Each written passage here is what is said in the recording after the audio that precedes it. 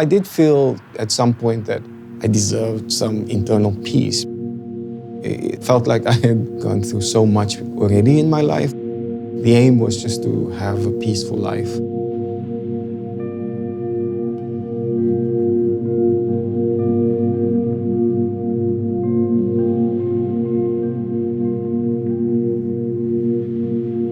My work deals with my own lived experience. Growing up in Cape Town in the 1980s, during the last part of the apartheid era, there's definitely something very meditative about weaving. Doing it for a while, you get lulled into this alternative state. You start watching yourself do it, you're almost on autopilot, and that's kind of the moment we look for, that moment of separation from yourself.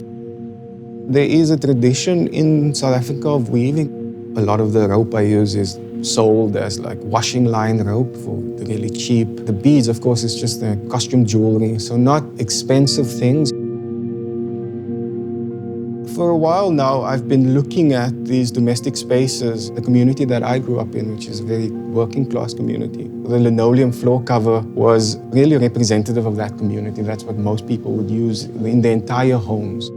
So what we looked at was the pathway that gets created over time in those domestic spaces, depending on how furniture was placed and how people use that space. I always say that I was almost co-opting their stories, trying to figure out my own story by looking at other people's experiences. The desire line itself is maybe for me a step further. So a desire line is an informal pathway that gets created out in an open field, for instance. As people move through, they expose the underlying travel. We use Google Earth to document desire line that sits between Bonteheuwel, which is a Cape-colored neighborhood where I grew up in, and our neighboring neighborhood was Langa, which is a black community. And so these desire lines became evidence that people do cross over these boundaries that was laid out. They must have been the first people who decided to take this path that others followed. Recently, in last year, I realized that working in an NGO had really informed and enriched my own practice in such a massive way.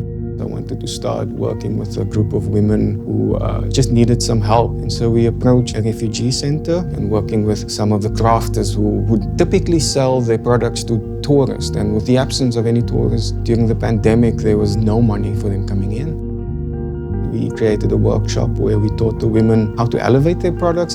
There's a vibrancy, there's always music, there's a lot of dancing. They dance when they're upset, they dance when they're protesting. Unfortunately, they call me father, because they say I pay for food, so that's why they call me father. I grew up in this very difficult environment. There was certainly a lot of conflict within my identity. We ended up being raised by my mom's parents who were Christian, and very religious Christians. But my grandmother loved Islam. Always this in-between situation, which caused a lot of internal conflict. My father was actually quite abusive physically towards my mom, and unfortunately I witnessed that for the first 5 years of my life. Raised in the apartheid era, I was classified as Cape Malay, which meant I was like a second-class citizen, so not white, but at least not black. In my early adulthood, I knew that there was a lot I needed to heal and fix. My grandparents were Nama from the Northern Cape.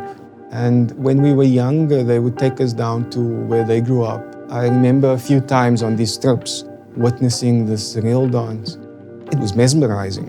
It was mesmerizing watching their feet kick, kick, kick, and there's clouds of dust just coming up. So there's something so beautiful about these figures moving in this cloud as the dust rises. And it's what I referenced, at least visually, when I made the installation. People feel connected to the ground, and it really centers around the earth and the dust. They have a deep love for that land. Sufism is the mystical side of Islam. There's this constant flow between what's happening internally and externally, whether it's through projecting onto others things that really comes from within, or whether it's internalizing things that has come from the external. So I kind of set on this journey to heal myself as best I can. Sufism really gave me that platform to reset things and start fresh.